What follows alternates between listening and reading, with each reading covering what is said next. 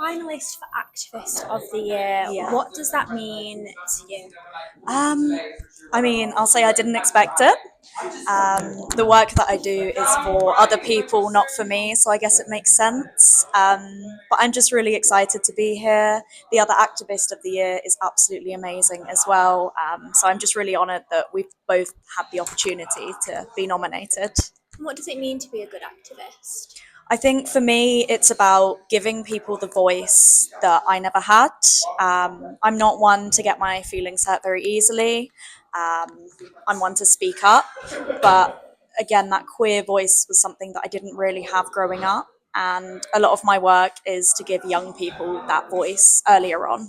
Could you tell me about sex expression in the UK and what the work you do? And so if someone who doesn't know about it, just explain it in a few words. So we're a near peer charity, which means that we go into schools as university students and we teach them the bits of sexual health that aren't covered by the curriculum. And a lot of this work is around queer sexual health and healthy relationships. Why is it so important to recognise queer sexual health, in today's climate?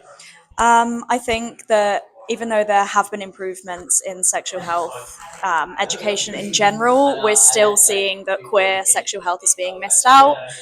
It's being purposely taken out of guidance for schools, and to step in and give them that knowledge to keep young people safe is essentially what our charity is all about. Amazing. And this year's theme is queer resilience. And what does that mean to you? I think for me, it's being able to stand up in the current climate that we're in and say, I'm queer and I'm proud of that, and to help other people have the voice to do that as well. Amazing. And why do you think events like this are so important? I think it's great just to bring everyone together and to create this safe space where we can all discuss our experiences without fear of hate or stigma or anything like that. I think just bringing us together gives us power. Amazing. If you could have a message for another young queer person who may be watching this and not feeling included or not feeling safe right now, what would you say to them? I think I would say hang in there. Even now, I've been out for 10 years and I still don't have a label that works for me, and that's absolutely okay. You don't need to have a label that fits properly. You don't need to be out and proud straight away. Just be comfortable with yourself and work from there. Good to be back at the Student Awards. I was here last year as one of the finalists. Now to be back as a judge, it's great to see so many queer people, so many queer students, so many change makers, both current and future, all in one place. It's brilliant. Amazing. And how was being a judge this year? It was such a great experience. I got to work with some of the leading figures in LGBTQ plus representation and advocacy, reading some truly incredible nominations. And honestly, it was so difficult to pick the winners. I really struggled this year, and I know a lot of the judges did because they're just so good. There are so many inspiring students out there, and it's great to get to recognise them. I can imagine. And the theme this year is queer resilience. What does that look like and mean to you?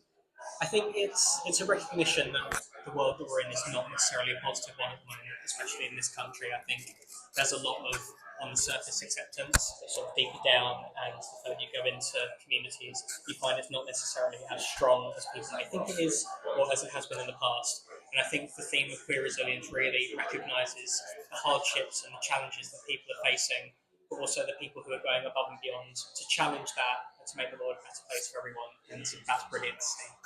And you won Unsung Hero last year, and I guess my question is, what does that look like for you? What does being a good hero look like?